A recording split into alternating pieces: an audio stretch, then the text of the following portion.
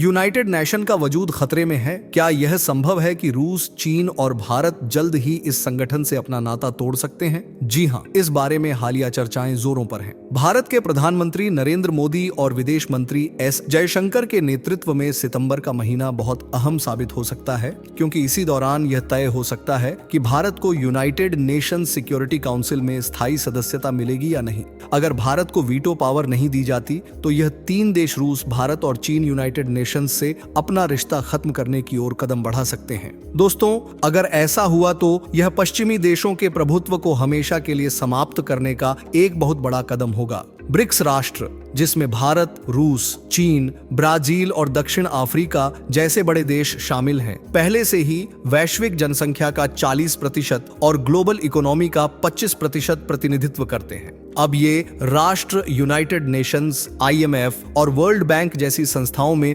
बड़े बदलाव की मांग कर रहे हैं, क्योंकि इन संस्थाओं का झुकाव केवल पश्चिमी देशों के हितों की ओर है।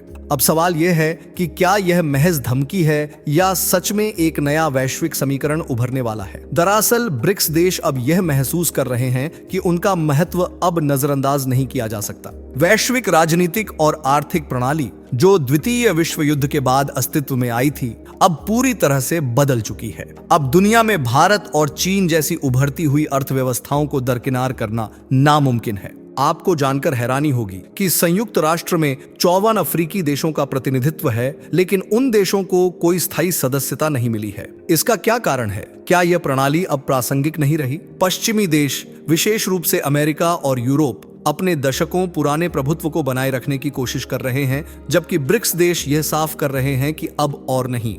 IMF और वर्ल्ड बैंक जैसे संस्थान भी ब्रिक्स की आलोचना का सामना कर रहे हैं। चीन जैसी विशाल अर्थव्यवस्था, जिसकी GDP $14 ट्रिलियन से ज्यादा है, चीन के पास IMF में सिर्फ 7% वोटिंग राइट्स हैं।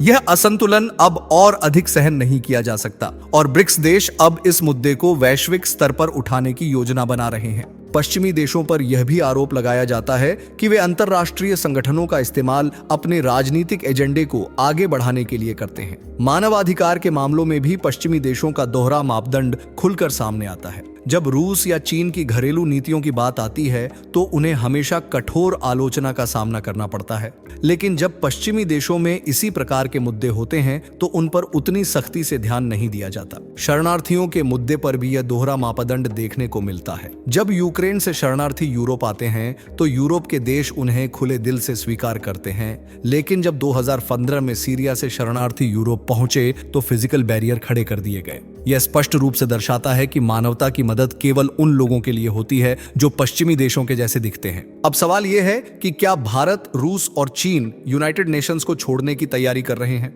अगर भारत को इस बार वीटो पावर या स्थायी सदस्यता नहीं मिलती है तो यह संभावना बढ़ जाती है कि ये तीन देश यूनाइटेड नेशंस से अपना नाता तोड़कर ब्रिक्स को और मजबूत करेंगे। हाल ही में ब्रिक्स का विस्तार हुआ है, जिसमें सऊदी अरब और मिस्र जैसे देश शामिल हो गए हैं। इससे ब्रिक्स की ताकत और भी बढ़ गई है। सिर्फ चीन की अर्थव्यवस्था $18 ट्रिलियन से भी अधिक होने वाली है और यह पश्चिमी देशों के लिए एक बड़ा खतरा बन सकता है। ब्रिक्स देश अब अपने खुद के वैश्विक वित्तीय संस्थान बनाने पर विचार कर रहे हैं।